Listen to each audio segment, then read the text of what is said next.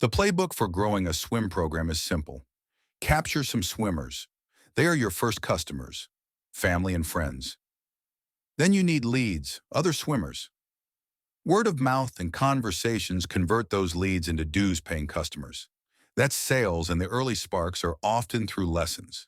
Turn those customers into positive reviews, and then reactivate those customers into repeat buyers. That's exactly what our LAP platform does. Lifestyle Aquatics Programming.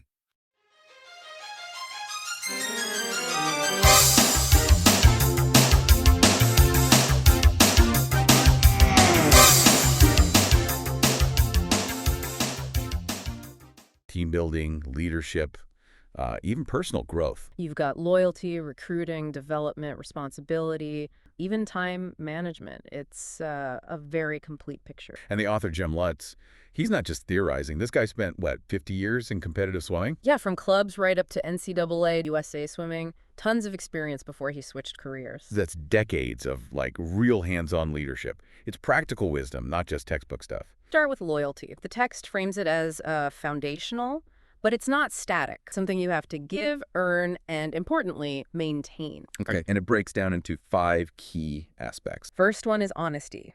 And Lutz kicks this off with a really vivid story, doesn't he, about that blizzard in '78. 40 below wind chills, running out of gas, just trying to get to a swim practice that got moved. That's a serious dedication right there. It really is. But the key takeaway wasn't just showing up. It was the feedback, right? From his coach, Frank Bush. Bush was honest. He said, basically, look, you're not the most naturally talented swimmer. Ouch, but honest. But then he follows up with, but you never miss practice. You make it fun. I want you here. That kind of direct yet supportive honesty, it clearly stuck with Lutz. Yeah, it shows that sometimes reliability and just having a good attitude can matter more than raw talent. And that honest feedback, even the tough parts, can actually be super motivating. And it makes you think about that idea, the people who really want a career, they just show up and do the work. No fanfare needed. And Frank Bush, the coach, his later success kind of validates that perspective, doesn't it? 6-time NCAA Coach of the Year, national championships, USA swimming director. Yeah, he clearly knew a thing or two about building winning teams. His view on what matters carries weight. So honesty is key, but the text adds a layer, right? It's not just blurting things out. No, it's about tact, speaking the truth, but skillfully. And also sometimes making those tough calls, like letting someone go if they're not aligned with the team's best interests. But framing it as a business decision, not personal. That's important. Second pillar of loyalty. Consistency. Yeah. The Tony Robbins quote comes in here. It's not what we do occasionally that shakes our lives, but what we do consistently. That really makes you stop and think about your own habits, doesn't it? Totally. Those small, everyday actions. They add up more than the big, flashy things you do once in a while. And what's interesting is how that consistency directly feeds into the third aspect, which is confidence. Okay. How so? Well, if people are honest and consistent, there's less uncertainty. You know what to expect. That creates a secure environment where people feel more comfortable. Reduces anxiety. And the text mentions Bruce Gemmell talking about Katie Ledecky, how her just relentless consistency in practice built this incredible confidence. And it's not just the superstars either. That example of Jennifer, the natural leader without the captain title. Yeah, just through her consistent actions, people trusted her. She inspired confidence. And the text also points out that real confidence often comes from, getting through tough times, overcoming failure, having that support network, or maybe a strong faith. It mentions Proverbs here. Fourth element, the desire to excel. Loyal people aren't just punching the clock. They actually want to get better. And it makes that interesting point that sometimes your best team members aren't the most talented ones, but the ones who really buy into this system, the core values. Which means those core values need to be super clear, right? And it contrasts those who give their best consistently with those who just do the minimum or feel entitled. That phrase, forceful, faithful, or forgettable, that's pretty stark. It is. Forceful being active contributors, faithful being reliable, forgettable. Well, not making much impact. Leaders need to know who's who. And that St. Francis quote fits too, about wanting your life to be a testament to something bigger. Okay, and the fifth aspect. The ability to inspire by actions. Michael Jordan's the example here. His emotions weren't tied just to winning or losing. He found ways to contribute even on off nights. That hits home for me. I definitely used to tie my own self-worth way too much to how the team did. Big emotional roller coaster. A lot of people do. It took a while to realize the relationships and connections were still there, win or lose. And that's the core idea, isn't it? Give your absolute best, have a clear conscience regardless of the scoreboard. Be forceful, faithful, unforgettable through what you do. And the leader's role is motivator, teacher, educator. Yeah. Not just manager. And that Roger Bannister story, Breaking the 4-Minute Mile, it shows how one person's actions can totally smash mental barriers for everyone else. Such a great example. Okay, so we've got loyalty as the foundation. How do you actually bring the right people onto the team? That brings us to recruiting. And the ebook frames recruiting as finding the right fit, not just grabbing the most talented person available. It's about aligning with the culture, the goals. Makes sense. So what are the key aspects here? There are 5 again, right? Yep, 5 again. First, and maybe most important, character. The bedrock. Talent gets you noticed, but character is what you build the whole program on. And it mentions a small thing, like doing tasks promptly when expected. That speaks volumes. Little things matter. Okay, second. Willingness to do what's necessary to be prepared. Mm-hmm. The anecdote about Frank Bush's optional Sunday workouts. Right, no one had to be there. But the ones who were truly driven saw it as an opportunity. It shows that internal motivation, that willingness to go the extra mile. Yeah. That's what you look for. And if someone keeps underperforming, even with help, maybe it's time for them to look elsewhere. The text touches on that too. Yeah, it hints that maybe their strengths lie elsewhere. It even quotes Proverbs about, trying to correct someone who isn't receptive versus guiding someone wise. Interesting perspective. Okay, third element of recruiting.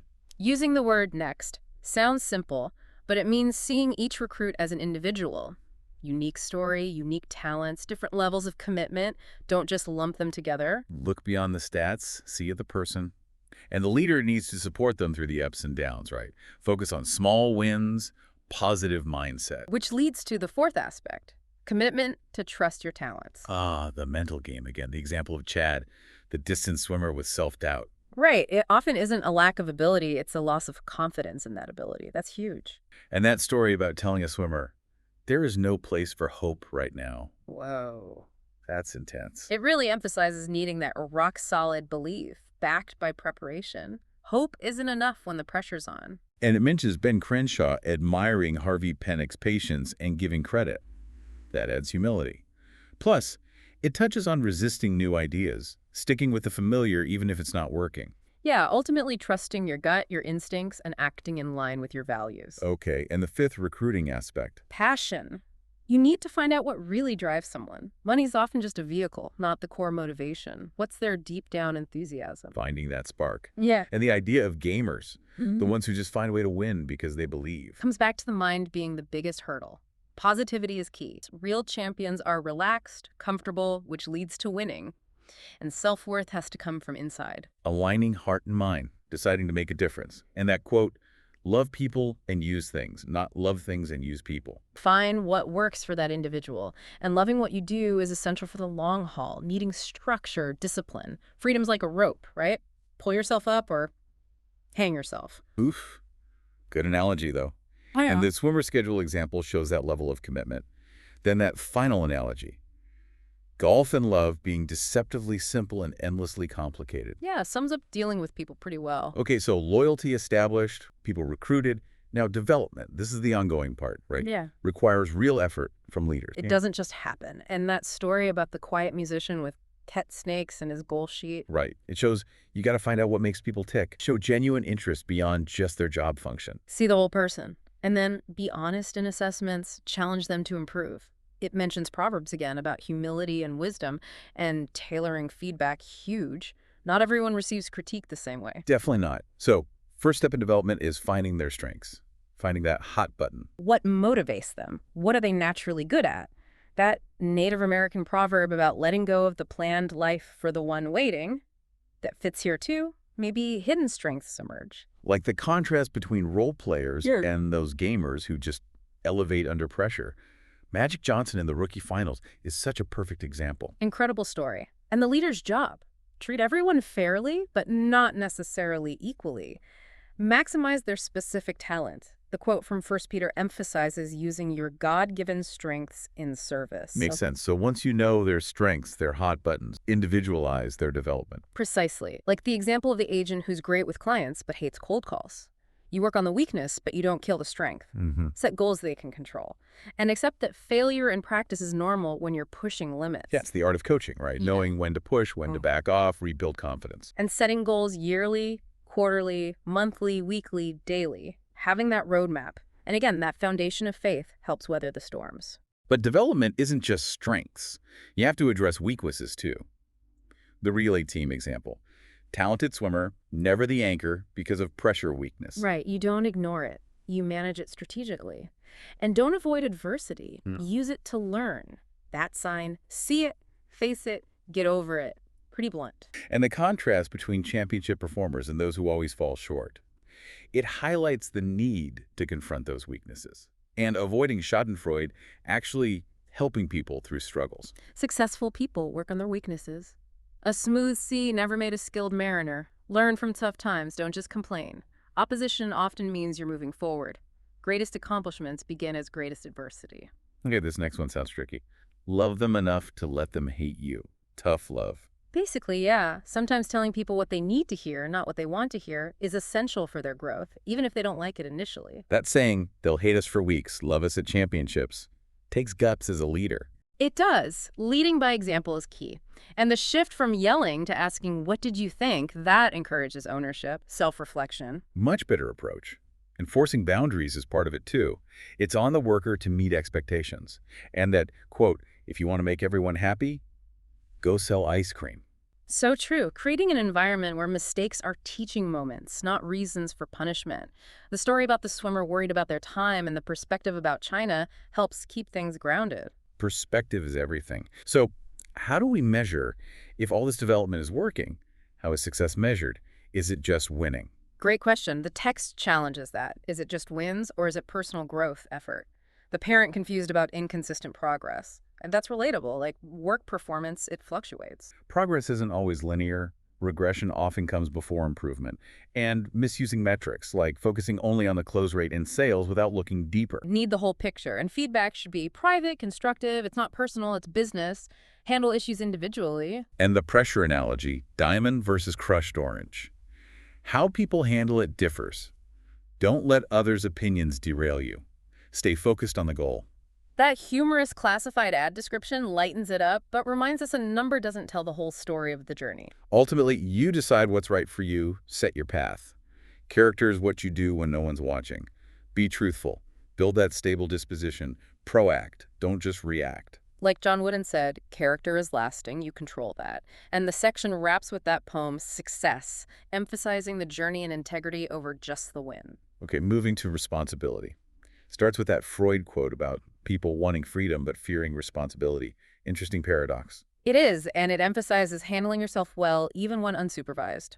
Integrity matters. And that relatable bit about one negative comment ruining a great day. How easily external stuff affects us. Need resilience. Yeah, and not feeling entitled to be happy all the time. Mistakes happen. Accept it. Learn. Reason and results matter. Excuses don't count. Pretty direct. Plan your work. Work your plan. Honest assessment first. And allow yourself to feel earned happiness. Trust positive trends. Find your inherent worth, not just based on achievements.